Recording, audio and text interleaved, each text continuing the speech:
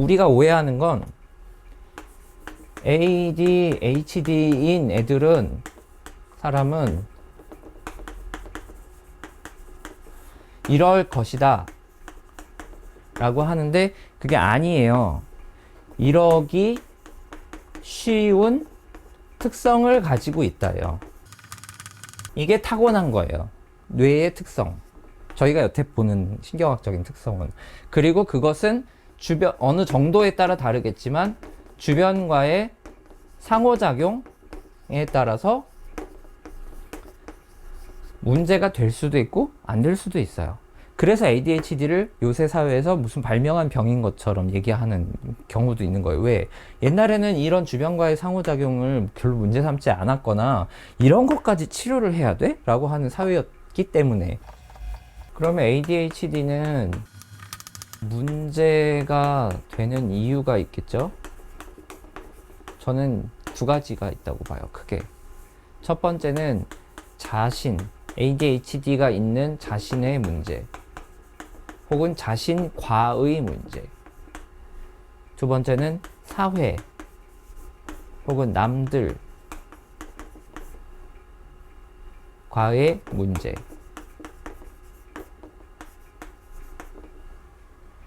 두 개 다 문제예요. 그리고 어느 게 우세하냐 혹은 어느 게 더 두 개가 다 있냐, 뭐 이건 사람마다 경우마다 다 다른 것 같아요. 이걸 제발 좀 봤으면 좋겠어요. 결국 거꾸로 얘기하면 ADHD가 있는 아이지만 진단이 정말 됐는데도 자신과의 문제나 사회와의 문제만 없으면 이건 병으로 보고 치료할 필요가 없어요. 그냥 나는 생각해 보세요. 내가 소리에 되게 민감해요. 근데 소리에 민감하다 그래서 청각과민증이라는 말을 붙이진 않아요. 이거는 대체로 진단명이 오용돼서 내가 민감해, 소리에 민감해, 그래서 좀 듣기 싫은데 좀 꺼주면 안 돼, 그러면 마침 뉴스에서 그런 청각과민증이라는 용어가 나와서 사람들이 조금 유행처럼 이해하고 있을 때, 야 너 청각과민증 아니야? 그러면 마치 그때부터 내가 청각과민증 환자인 것처럼 얘기하는 그런 식으로 증이라는 말을 오용하게 되는 건데, ADHD, 그러니까 이런 얘기를 빼고 그냥 청각이 좀 예민한 사람, 시각이나 후각이 예민한 사람들의 불편함처럼 ADHD도 그런 불편함을 겪을 수도 있다 정도라고 생각해요. 그냥 다양성입니다. 그래서 실제 조금 더 나중에 기회가 된다면 얘기를 하겠지만 ADHD나 이런 우리가 흔히 알고 있는 정신과적으로 다루는 심각하든 심각하지 않든 어떤 평균적이지 않은 신경적인 특성을 보이는 사람들을 일컬어서 신경 다양성이라는 말로 설명을 하기도 해요. 신경 다양성. 다양성의 시대잖아요. 뉴로 다이버시티라고 하는데 그런 범주 안으로 예를 들어와서 설명을 하기도 합니다. 그냥 다른 거다. 질병이 되는 거는 다른 얘기다. 자, ADHD가 그런 문제가 되는 게 자기랑의 문제는 왜 될까요? 첫 번째, 자기를 싫어해요. 자기를 좋아하기가 어려워요. 왜? 자꾸 나는 그냥 가만히 있는데, 나는 가만히 있다고 물론 생각하지만 가만히 안 있는 거죠. 나는 별걸 안 했는데 남들이 자꾸 나한테 뭐라 그래요. 내가 있는데 자꾸 남들이 나한테 손가락질하고 너 왜 그래 그러고 이해 못하고 그러니까 나는 되게 뭐지? 어떻게 해야 되는 거지? 근데 내 이 작은 머릿속에서는 잘 모르겠고 내 전두엽은 아직도 내 나이에 비해 덜 발달했고 어쨌든 주의 집중이 전환이 잘 안 되니까 남 얘기를 무시하거나, 그러니까 아까도 그 강아지 얘기를 하면 강아지의 귀를 만지는 게 너무 좋아요. 좋을 수도 있죠, 누구나. 근데 얘가 아주 아기 때나 할 법한 거를 좀 컸는데도 계속 하고 있는 거예요. 그리고 강아지가 싫어하는데 그 쌓이는 눈치를 못 채고 계속 그냥 그러고 있는 거예요. 주의 집중이 여기에만 몰려있기 때문에. 다른 거를 소리를 듣거나 판단하거나 이 강아지가 짜증을 내고 있다는 걸 알려고 그래도 주의 집중이 일로 전환이 돼야 되잖아요. 그게 안 되니까 얘는 그런 행동을 계속하는 거거든요. 특히 호기심이 있을 때, 정서적으로 그쪽에 확 끌렸을 때.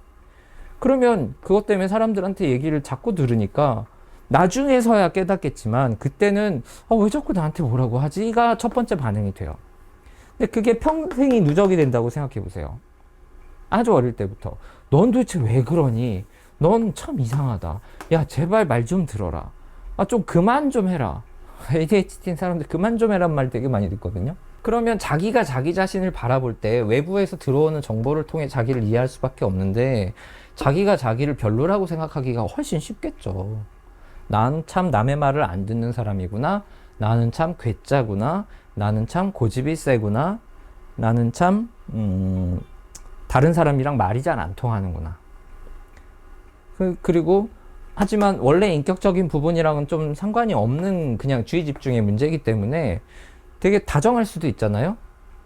다정한 사람이면 이 사람이 정신 차리고 있다고 해야 될까? 그런 상황일 때는 주의 집중에 문제가 없을 땐 되게 다정하고 남의 말 잘 들어주는 사람인데 어디에 확 꽂혀 있을 때는 남의 말을 전혀 들어주지 않는 막 꼴통이 되는 거죠. 그래서 굉장히 자기를 싫어하게 되고 또 혼란도 겪게 돼요. 도대체 나는 어떤 사람이지? 그러면서 자아 발달에 있어서 안 좋은 영향을 줍니다. 안 되겠죠. 이렇게 되지 말아야 되겠죠. 그리고 두 번째, 사회 혹은 다른 사람들하고의 문제가 뭐가 문제냐면 남들이 이 사람을 볼 때 어떻게 보겠어요? 당연히 싫어하죠. 아, 쟤는 또라이고 쟤는 예를 들면 ADHD가 조금 과잉 행동형이 심한 아이가 학교에 들어갔을 때 어떻게 되겠어요? 수업 시간에 다른 애들은 선생님이 자, 앉아 봅시다. 앉아선 이렇게 하는 거예요. 뭐 1학년 2반 뭐 이런 거 하잖아요. 그런 거 할 때 얘는 못해요. 할 때도 있지만 자기가 뭐 요 앞에 앉아 있는 아이의 등에 있는 뭐 어떤 패턴에 꽂혀 있으면 전환이 안 될 수가 있잖아요. 선생님 말하는 거에. 그리고 그 충동성까지 크다면 그걸 만지려고 할 거예요. 계속 잡아 뜯으려고 하고. 그러면 그 앞에 앉아 있는 애가 선생님 얘가 자꾸 나 이거 찔러요. 아니 난 그냥 이거 만지려고 그런 건데 그럼 선생님은 또 쟤야? 이렇게 되겠죠. 아니, 선생님을 문제 비하하려는 게 아니고요. 사람은 상호작용을 그렇게 한다고요.